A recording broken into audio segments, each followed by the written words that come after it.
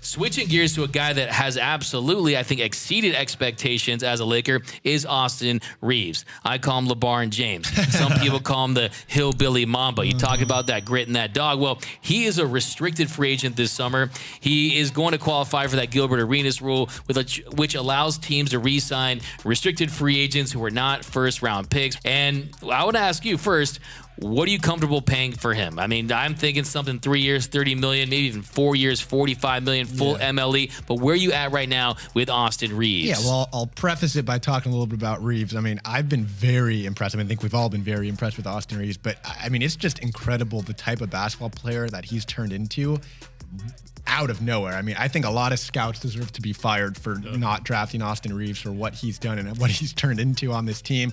He's such an incredible shooter and shot creator and scorer. And these are things that you didn't think. I mean, I think he's had like 3 games this year where he's shot 100% from the field. Like that's unheard of. And he's shooting like 6 times. So he's an incredible shooter. Incredible on the offensive side. He bails the Lakers out. He's also a clutch shooter. He's made multiple clutch three-pointers this year and last year. And on the other side, he's a great defender. He has the energy. He hustles. And he knows how to lock up some good scores on their side. So he's just done so much for this team. As far as extensions go, I think 100% they have to bring him back. They can't let the same mistake happen like they did with Caruso. Obviously, I'm not comparing the two, but I do think that was a big loss not bringing him back. I think Reeves would be a bigger loss not bringing him back for what he's brought to this team. So I'm saying, like you said, somewhere in the maybe $12 million a year range, like 336.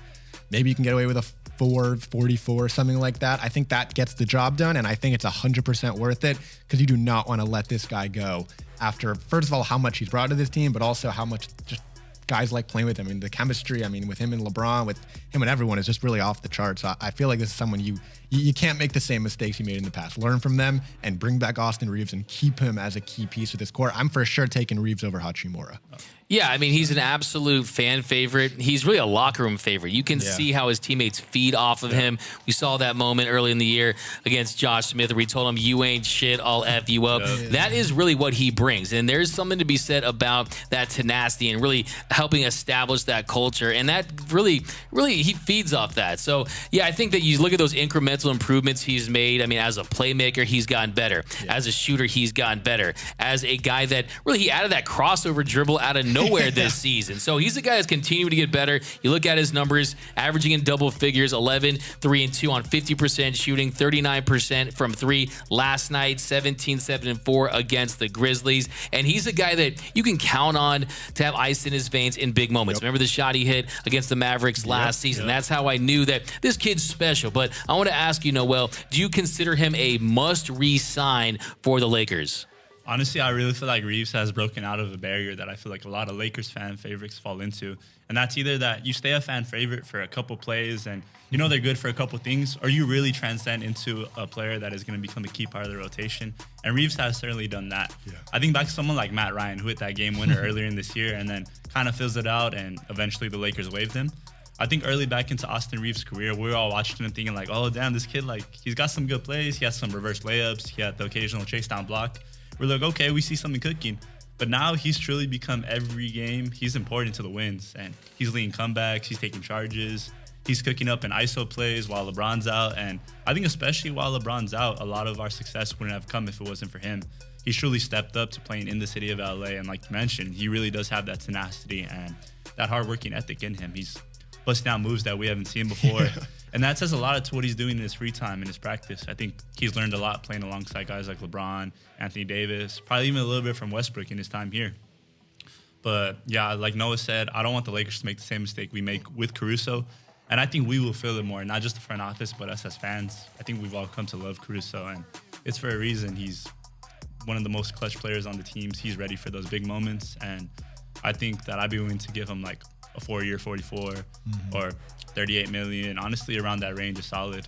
He's never really going to knock those Caruso comparisons. I mean, Laker fans always compare Caruso with Austin Reeves because they're both basketball players, right? I mean, let's be honest, though. I mean, there's these comparisons between those two guys. But look, as a defender, we know Caruso has the edge. But offensively, to me, there's really no comparison. When you look at how fearless he is, how much he's improved as a ball handler, as a playmaker, I love the fact that he challenges some of the elite shot blockers in the game. I mean, he is absolutely fearless. Last night with against Jaren Jackson. He did an up and under against Up and under Jaren against Jackson. I mean, just like 3-something blocks a game, and he's like, I'll take you in. Like I'll go into your pain, and I'll get a bucket in a tough way. I mean, yeah, he has like that the dog in him, like you like to say. Like he's fearless. I mean, he's not worried about who's on the other side. He's going to get a bucket when he needs it, and he's going to make the right play. And he just plays with such good passion that like it's impossible not to love him.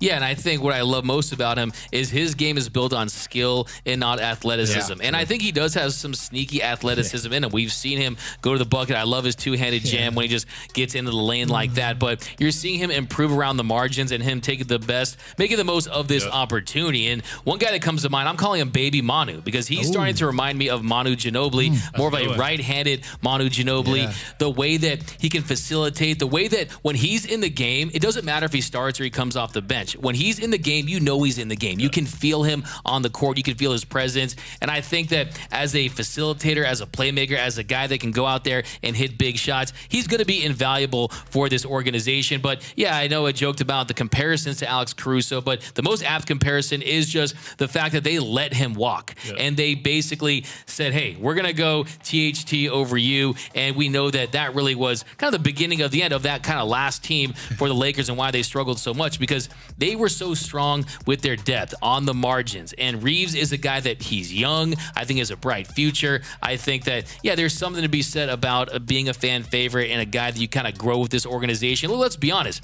This team got a little geriatric over the last few seasons, and you want to really keep your hands on, hold on to some of these younger guys like the Austin Reeveses, because look, this is becoming an increasingly young man's game, and I think that it's going to bode well for him. So yeah, I think we're all in agreement. You have to bring him back. I would absolutely consider him a must re-sign. I agree. I absolutely think that he's a guy that I think Caruso with the Bulls, sometimes he had his nights, he got injured, but I think Austin Reeves for teams out there, he can plug into any team in the NBA and have an instant impact and help them win games. And so the thing with Reeves is not even in the numbers. Like, I mean, what? He's got like 11, 3, and 2. Like, it's not like he's putting crazy numbers, but if you watch a Laker game, you're like, Austin Reeves made another play. Austin Reeves made another play. Oh, the Lakers on a 6-0 run, an 8-0 run. That's all because of Austin Reeves. Oh, like great defensive stop. That's awesome. Like you see what he does on the court. It doesn't even matter what his numbers are, because you know that he's making an impact. And there are many games where you're like, the Lakers won this game because of Austin Reeves. Like that's what it is. It's the intangibles. It's stuff that's not going to show up in the stat sheet at the end of the day. And the post-game show host may not even talk about it, but like us fans that are really watching like every minute of the game, we see the value that he brings to this team and the value he would bring to any other team. So Lakers front office got to be very careful. They got to respect Austin Reeves, give him the money that he has deserved. And he's going to be a big part of this postseason run that we're hoping to make. I agree. Yeah, and I think you brought up a great point, too. He has this sense of when the team needs him to step up. I mean, when he goes 6 for 6 against the Warriors, has those 17 points, you know that that's what he needed. I mean, basketball's in his blood. His mom at Arkansas State averaged over 21 points per game, was the all-conference winner. So, yeah, I think that he's a guy that is going to absolutely be a part of this team for years to come.